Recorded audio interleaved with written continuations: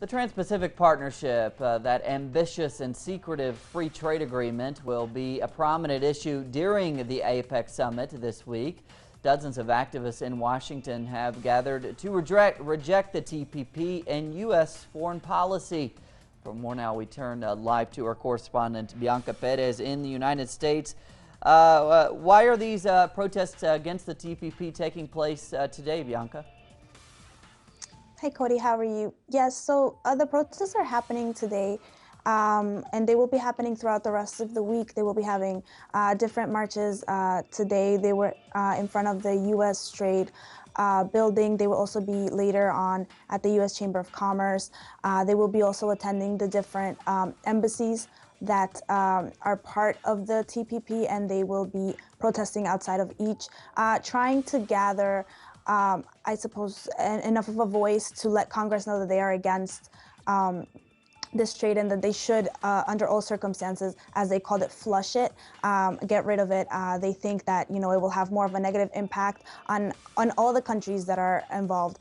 Here in the U.S. particularly, they're focusing on the fact that it will raise the price of medicine, it will affect small farmers and farmer communities, it will offshore more jobs. So essentially, the people want their voices to be heard, as during the negotiations, it was only the Obama administration and the big corporations that had a voice in this. So that is why they chose to do these 3 days. It will last until Wednesday of protests about this subject. And Bianca, can you run through for us what we have learned so far about the final document, the trade agreement?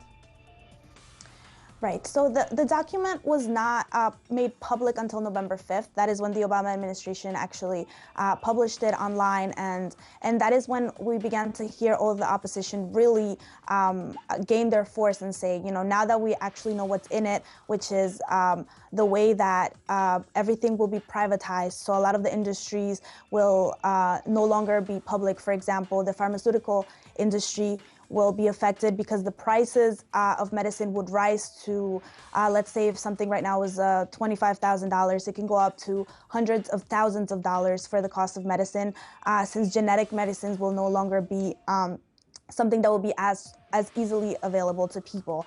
And also, farmers feel that, big corporations, what they're going to do is implement their farms. So big industrialized farm is going to take over the agricultural field, displacing hundreds of thousands of farmers here in the U.S. whose livelihood in those small communities is exactly that. So these different aspects, these different industries will be affected by this. And since the people themselves learned about this, they've been protesting in hopes that Congress will listen to them, to the people, and represent really the people who elected them.